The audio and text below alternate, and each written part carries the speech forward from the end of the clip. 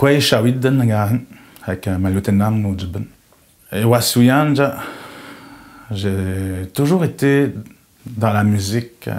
Ma mère, mon père écoutaient de la musique souvent. Et j'ai pas fait grand-chose côté...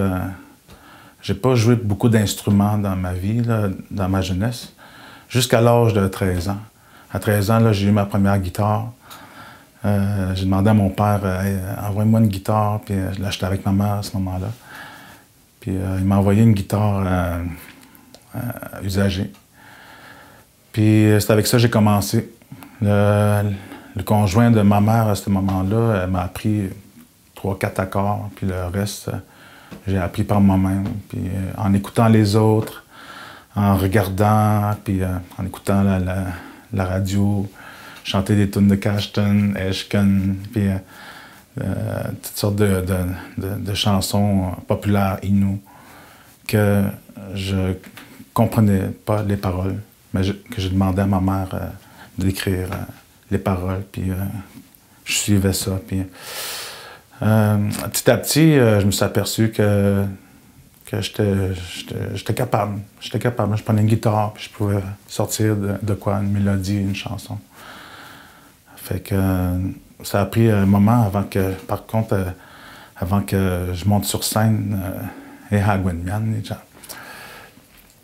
21 ans, j'étais ma première apparition devant le public à Wende Inunumu. J'avais 21 ans.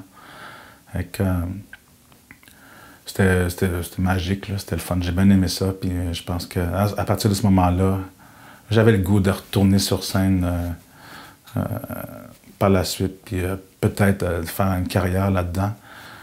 Mais en même temps, je voulais chanter en Innu aussi. Je chantais des chansons en anglais, en français, puis des chansons d'autres artistes Innu.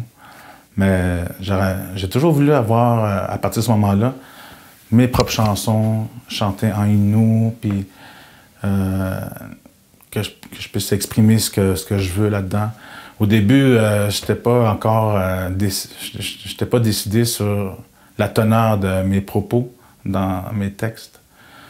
Je parlais des choses de la vie, puis des choses qui me marquaient, ou des tunes d'amour, des tunes un peu plus crues, party, puis tout ça. Puis, je trouvais que c'était bien beau tout ça, là, mais c'était comme un peu vide de sens. Et je me suis rendu compte que, puisque j'ai la chance maintenant de me faire entendre, je suis bien de lancer des messages positifs, des messages qui peuvent redonner confiance ou qui peuvent encourager quelqu'un, ceux qui écoutent ma musique. Avec le reggae, tout le monde du reggae, puis ben, je réponds toujours la même chose, c'est que c'est une musique que j'ai vraiment tombé en amour avec, puis c'est vraiment quelque chose qui est venu me chercher, puis en regardant les textes des chanteurs jamaïcains puis qui font du reggae, je me suis aperçu que ça parlait pas toujours de plage, de soleil, puis c'était très... ça parle de revendicateur, c'est très revendicateur, ça parle de pauvreté, la violence, gouvernement et tout ça, puis ça m'a inspiré. Je me suis dit, regarde, je peux bien faire la même chose, puis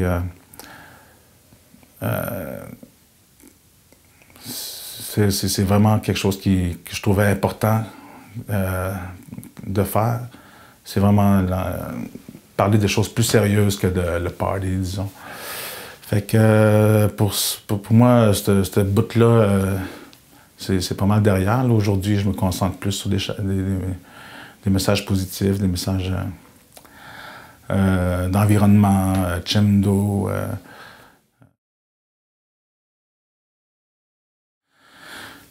Pendant les 2 dernières années, j'ai vécu toutes sortes de de drame, je pourrais dire pas de drame, mais ouais, c'était quand même dramatique.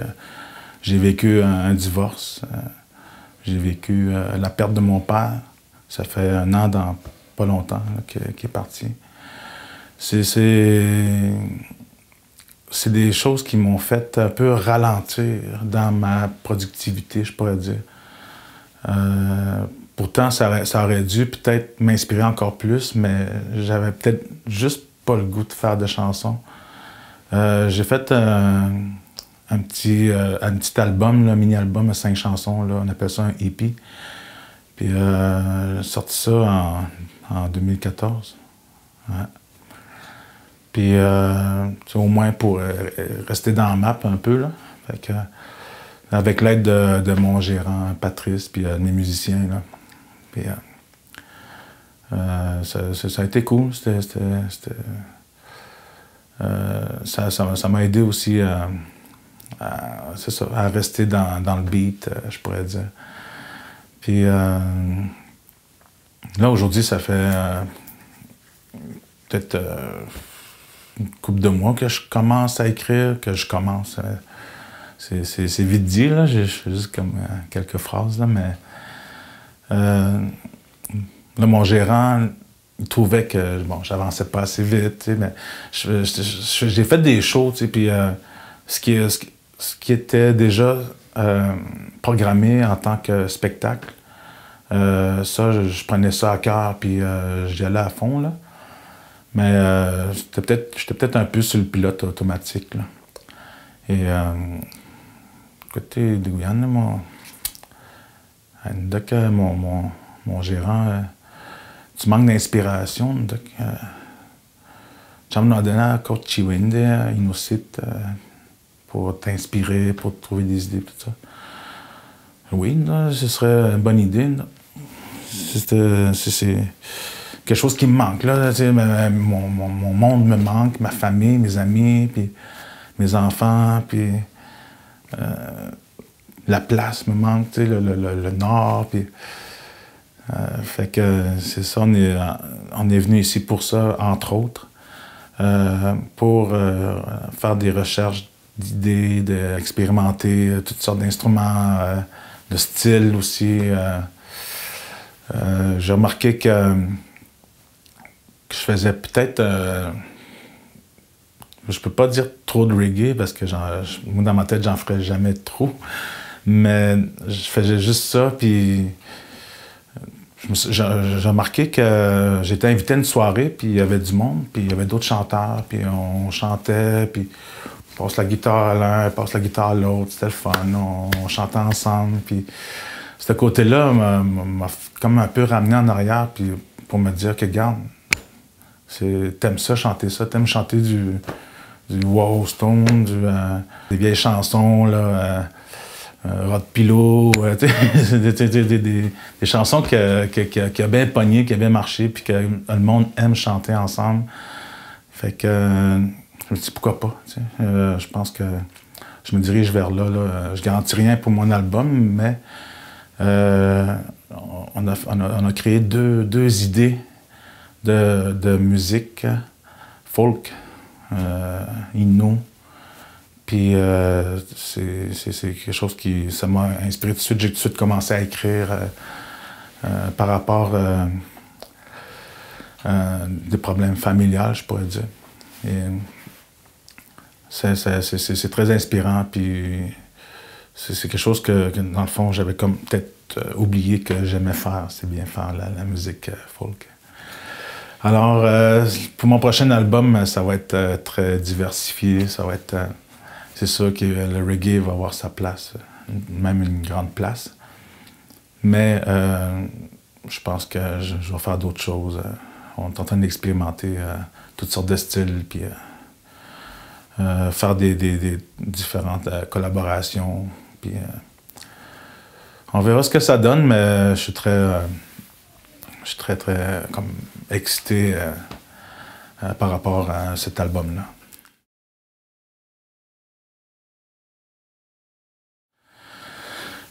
Montréal, c'est une place qui est quand même difficile à vivre.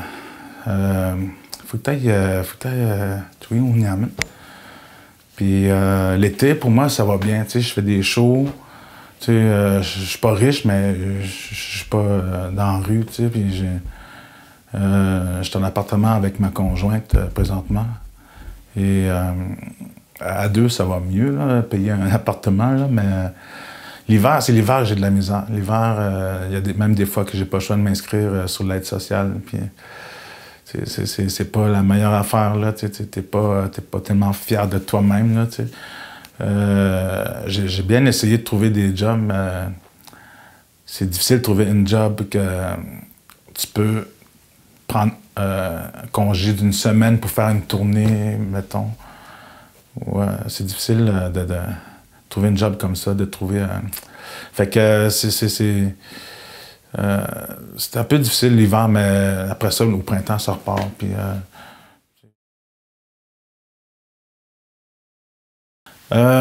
c'est pas mal très diversifié là où ce que je chante. Je veux dire, je pourrais chanter dans les festivals, hein, puis, mais aussi pour des shows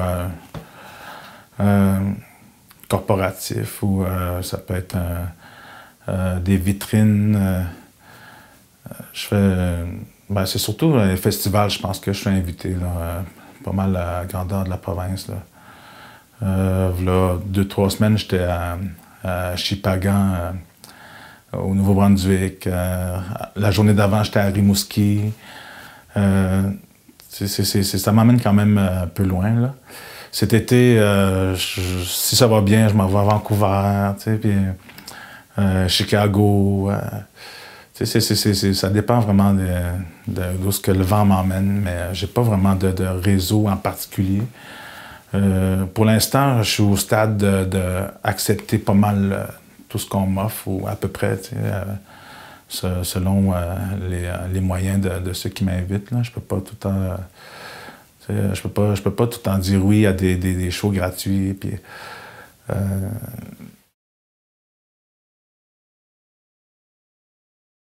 ben, j'ai pas de public standard. Ça peut être... monsieur, madame, tout le monde. Autant des jeunes que des vieux. J'ai pas vraiment de... Si je fais un show Shawit à Montréal, il n'y aura pas plus d'une sorte de personne que d'un autre. C'est vraiment... j'ai pas de catégorie du genre de public. Fait que ça prouve que ce que je fais, c'est quand même pas pire. Là. C'est encourageant. Puis je pense que je vais continuer dans ce chemin-là.